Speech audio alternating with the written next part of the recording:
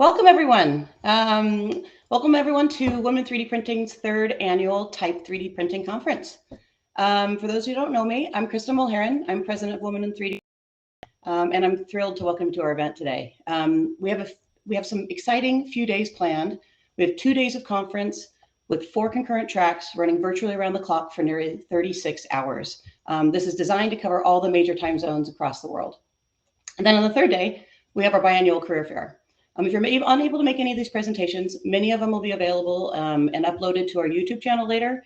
So definitely keep an eye out for more information on that after the show. But before we get into the details of the show, I'd like to give you a brief overview of Women in 3D Printing, where we are now, and what we have planned for 2023. So to do that, let me see. I'm going to share some slides with you. There we go. All right, here we are, Women in 3D Printing.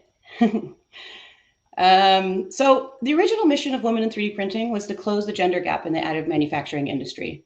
But as we grew, we realized that our mission should be bigger and quite honestly more representative of the over 30,000 people that participate in our events and initiatives globally.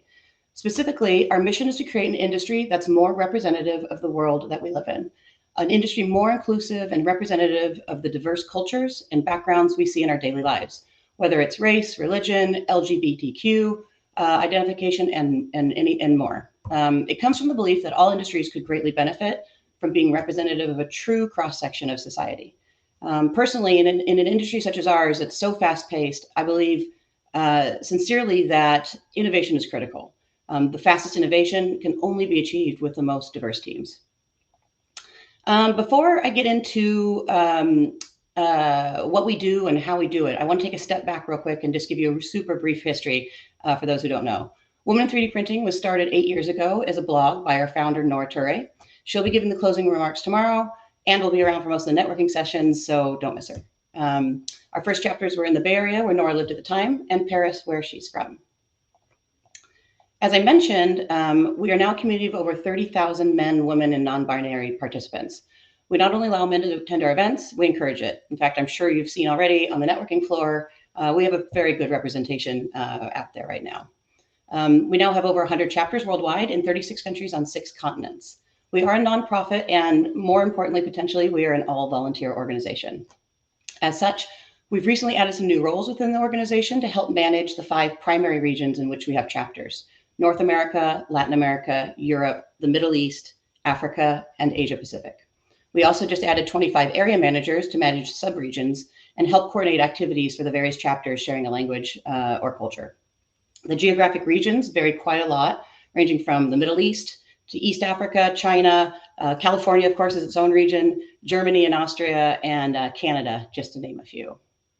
So what do we do as Women in 3D Printing? I think a lot of people are familiar with our chapters, but not all of the other things that we do. In short, we have 4 primary areas of focus, some very well developed and some just beginning. The first is our DEI program. So we're developing resources around inclusive language, tools and training, guidelines for trade shows, such as nursing rooms and possibly daycare, fair pay, recruiting best practices, and more. We, of course, also have our Diversity for AM report, which is released biannually. The second is our NextGen program. The mission of the NextGen program is to increase awareness of career opportunities in additive manufacturing and to create networking opportunities between students and professionals. This is primarily around a mentorship program that we have, which will be rolling out again this year, but then some other initiatives as well that tied into that. The third is, of course, the TIPE conference. We're all here now, and we all, I think, are familiar, at least, or going to be familiar with what that is and what that means. And then fourth is the local chapters, as I mentioned before. I mean, this is what I think most people are familiar with. They're exactly what they sound like. They host local gatherings. Each chapter holds multiple events per year, which can be simply happy hours or lunch and learns, or expert panels, tours of local companies, or just virtual gatherings. All of our chapters can be seen here. I highly recommend going on the Women in 3D Printing website to find your local chapter. As I mentioned before, all are welcome, and our events are free to attend. As I mentioned before, we have 5 regional directors.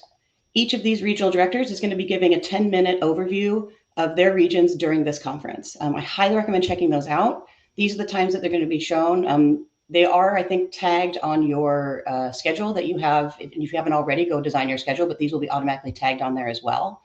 We actually, just as a sidebar, I think Elena might not make it, but we have one of our area managers in Europe that's going to take over for her. And then finally, we have the community platform. It's another thing that we're rolling out this year that we're really excited about. There's been a lot of effort that's gone into this. It's called HypeRight. HypeRight's a community platform designed specifically to build a community. You can go on here and find your local group. So each chapter has their own group, which essentially has its own website in itself, a website within a website. It also includes a speaker database and a hiring platform, which we will be kind of flushing out a little bit more as the year goes on. Seen here is a map that you'll find on HypeRight. It's actually a map of the directory. Right now, we only have all of the ambassadors sign up, so that you won't see as many numbers here as hopefully we will at the next TIPE conference. But officially, as of now, we're encouraging people to go onto HypeRight. I believe Nora is going to put the link in the chat and sign up. So sign up, check it out, find your local chapter, join your local chapter, and then you'll stay up to date on all the things happening and all the people who are in your region. As I mentioned before, all of our events are free to attend. We want to ensure that we can reach the broadest audience possible and to be inclusive to all. To do this, we heavily depend on our corporate members, for which we are very grateful. Annual memberships begin each April, so reach out to me after the conference if your company is interested in learning more. And finally, we're very pleased to announce our recent strategic partnership with SME. With this partnership, they're becoming our partner for not only this conference, they're going to become more involved in our Next Gen program and many other things. Really exciting for us in May at the Rapid Plus TCT conference, where they're supporting us with our very first booth. We have some really good ideas, really exciting ideas for that booth. So definitely come by if you're at that conference. So with that said, I'd like to introduce Angie Zerlong. Angie is the Group Director Additive Manufacturing Series at SME.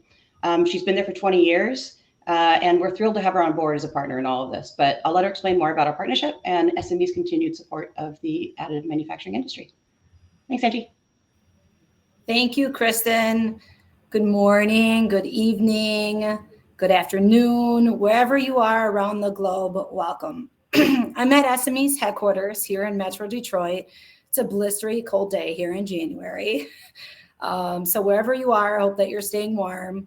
SME is very honored and proud to help co-produce the TIPE event alongside Women in 3D Printing.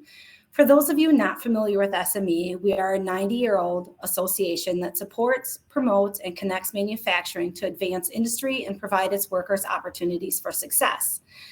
One of our key areas of technology is additive manufacturing, otherwise known as 3D printing. Since the invention of the technology in the late 1980s, SME has helped foster the growth and the acceleration of additive manufacturing. For over 35 years, SME has been very involved in AM through our events. Many of you may know as Rapid Plus TCT, as Kristen just mentioned, are networks that enable the exchange of knowledge and ideas to workforce development programs to build a strong future workforce. Wow, what a journey it's been for me. For me personally, I began my career, as Kristen mentioned, 20 years ago. What a difference 20 years makes. I remember walking the trade show floors or at conferences and being one of very few women at the event. Fast forward to today, and a lot of progress has been made. Improvements in gender equality has occurred because of events like TIPE and many others. In 2022, SME formed a joint partnership with Women in 3D Printing. Both organizations share a passion of promoting and advancing AM and creating a more inclusive industry and improving the gender gap to build for our future workforce. SME is committed to working with the industry to make women more aware of and connected to the opportunities of additive manufacturing. But to be truly inspired, women must be able to see themselves in a field or a role. We need more role models and examples. That is why SME is committed to elevating the stories and achievements of women in 3D printing, and why I'm so honored that SME is a co-producer of TIPE. Over the next few days, you'll hear from very esteemed female speakers around the globe, providing valuable insights and in-depth technology knowledge, and also discussing day-to-day challenges such as in the people track. I encourage you to attend them all. And last last but not least, don't forget about the career fair on Thursday. Having now seen firsthand behind the scenes of this remarkable event, I'm truly in awe of the many passionate volunteers. I'd like to take a moment to recognize all of them. Thank you. It truly does take a village to execute such an amazing event. You all know who you are, no matter how big or small of lift it was. It's been truly amazing to see this be pulled together. And last but not least, to my SME team, thank you for your unwavering commitment as we journey through our first TIPE event. And I turn back to Kristen to cover some critical housekeeping for the day. And everybody have a great day and enjoy this amazing lineup. Thank you. Thanks, Angie. So real quickly, before we pass it back to Stephanie Hendrickson, she's going to give us her version of the state of the industry. I want to give you some highlights of the show. First, we have two keynotes.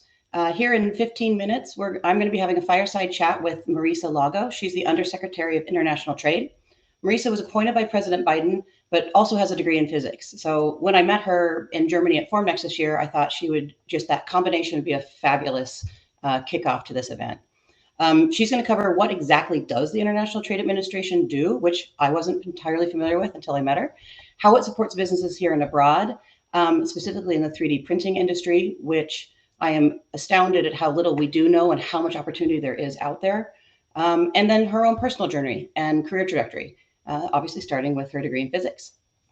Tomorrow at 8 a.m. Pacific, we have the Women of Grow Gang Garage. We have Ann Pauley with Pam Waterman and the founder Bodie. All in all, we have over 150 women speakers at this event, running on, as I mentioned before, 4 concurrent tracks.